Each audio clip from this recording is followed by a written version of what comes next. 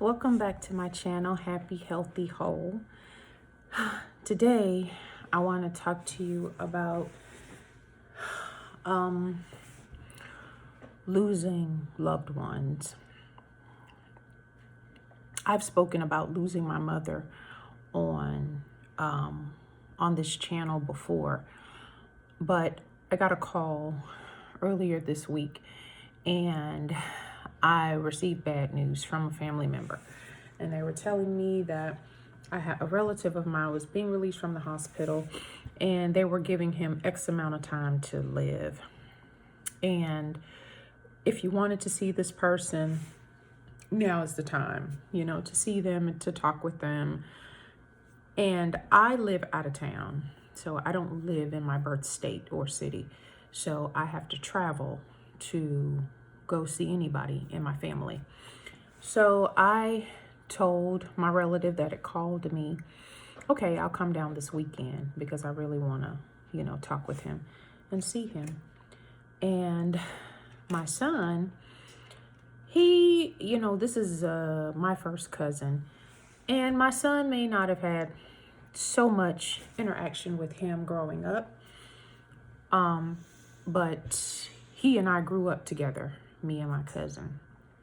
And my son came to me when I told him about it, and he said, well, I have an opportunity. What do you think I should do? Should I take this opportunity, or should I go with you and just say my goodbyes at the funeral? I said, well, goodbyes can't really, I said, you can say your goodbyes at the funeral, but seeing someone ahead of time is not necessarily a goodbye. It is a respect for life, so to speak. Showing a person, I respect your life and your time here enough to make time to sit down with you while you're still here. And I told him, I said, but opportunities are few and far between. With what his conundrum was with regards to. But after we talked for a while, he said, I think it might be best if I just come with you and see your cousin, and don't wait for the funeral. And that's what I want to talk to people about. I don't want you to wait for the funeral to say your I love yous.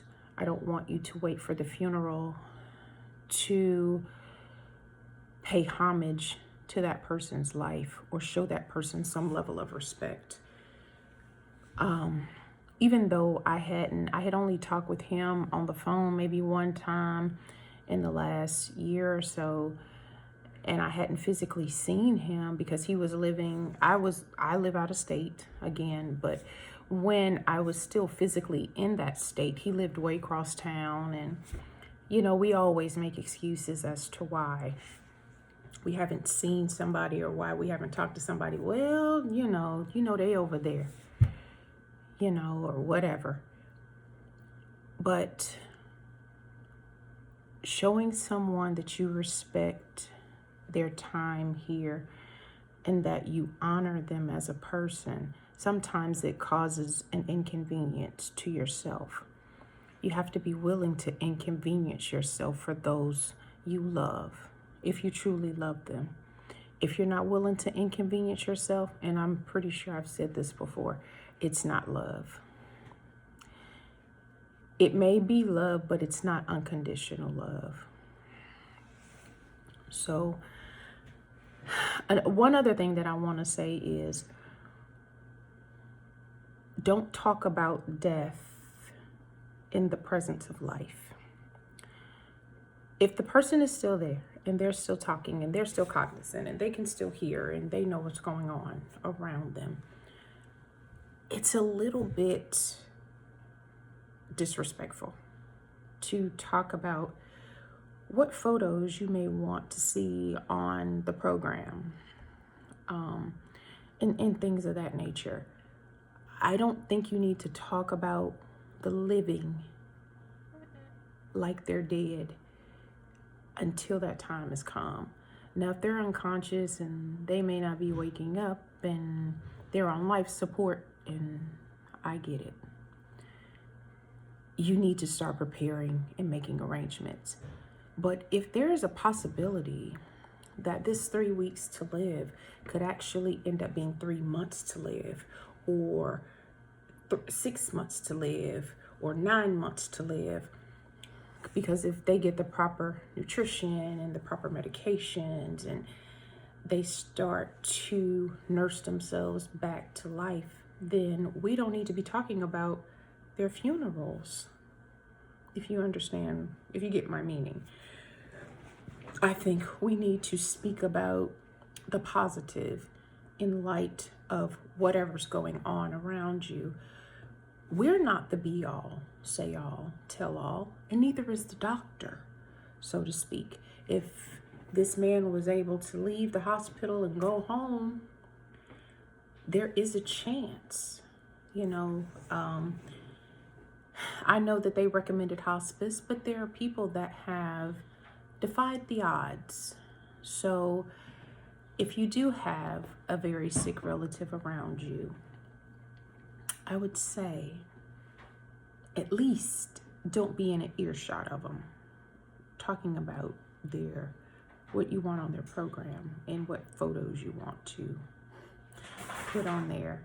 I think that might be a little bit premature, because if they feel like you've written them off, maybe they feel like they should write themselves off as well. So that's all. I know this is happy, healthy, whole, but at the same time, and I know that this is not a happy subject. It is not something that people really want to discuss or talk about. But these are the things that we need to be cognizant of when we are around ailing people, especially the ailing people that we love so dearly. If you don't care nothing about them, you say what you want to say. I'm not in that one. I'm not in that conversation. This isn't a video for that. Okay? But if you really do love them and you really want to see them prevail, I would say speak positive things, especially to them, around them, encourage them, help them to get the proper exercise, get them to take their medications or get the proper nutrients in their body as best way you can. And that's all I'm going to say. Have a wonderful, wonderful day.